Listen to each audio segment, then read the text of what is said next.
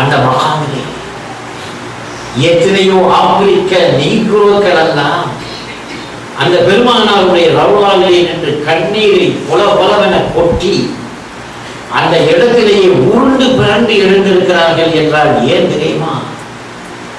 இஸ்லாம், அந்த இஸ்லாத்தை கொண்டு வந்த மாணவி ஸல்லல்லாஹு அலைஹி வஸல்லம் அவர்கள் கருப்பு நிற நீக்ரோக்களுக்கு சுதந்திரம் வழங்கியவர்களை நபிகள் நாயகம் ஸல்லல்லாஹு அலைஹி வஸல்லம் தான்.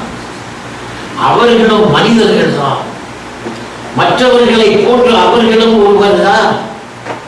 கரு நிறமுடையவர் என்பதற்காக அவர்களை தூசணிப்பாக நினைக்கக்கூடாது என்று போதித்து சமத்துவ பிரகடனத்தை செய்தவர்கள் நபிகள் நாயகம் ஸல்லல்லாஹு அலைஹி வஸல்லம். அந்த ஒன்றை எண்ணி பார்க்கின்ற அந்த நீக்ரோ மக்கள் எல்லாம் பெருமானாருடைய சமூகத்திலே வந்து பணிந்து நின்று சலாம் சொல்லும் போது கண்களிலே பொலவென கண்ணீரை கொட்டுகிறார்கள். அருமை சகோதரர்களே, அந்த பெருமானார் ஸல்லல்லாஹு அலைஹி வஸல்லம் அவர்களை நாம் எண்ணி பார்க்கிறோம். ஆண்டுக்கு ஒரு முறை தான் எண்ணி பார்க்கிறோம்.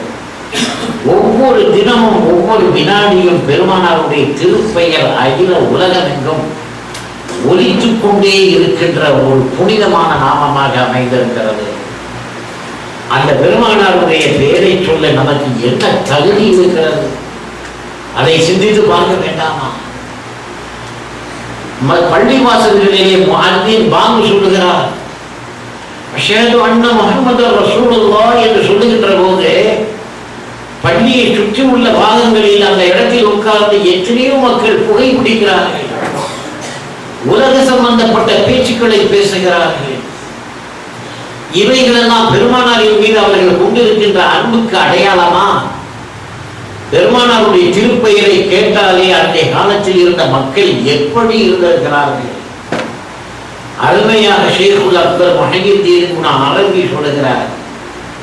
ஷேகுல் அக்பர் முஹய்யித்தீன் அரபி ஸல்லல்லாஹு அலைஹி அஸீஸ் மிகப்பெரிய ஆன்மீக ஒரு பெரியார்.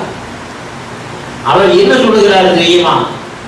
பெருமானாரின் மீது ஸலவாத்தையோ அல்லது அவருடைய பெயரையோ சொல்ல உலகத்தில் எந்த மனிதனுக்கு தான் தகுதி இருக்கிறது என்று தக்கலை பீர் முகமது அப்பா ஞானி சொல்லுகிறார். கஸ்தூரியால் பல்துளைச்சி பன்னீரால் வாய் கொப்பளித்தாலும் அந்த பெருமானார் ஸல்லல்லாஹு அலைஹி வஸல்லம் பெயரை சொல்ல யாருக்குத்தான் தகுதி உண்டு, யாருக்குமே தகுதி இல்லை என்று பாடுகிறார் பீர் முகமது அப்பா அவர்கள். இன்னொரு பாரசீக கவிஞர் எப்படி பாடுகிறார் தெரியுமா? புணுகை பன்னீரில் கரைத்து வாய் கொப்பளித்தாலும் அந்த முஹம்மது நபியினுடைய பெயரை சொல்ல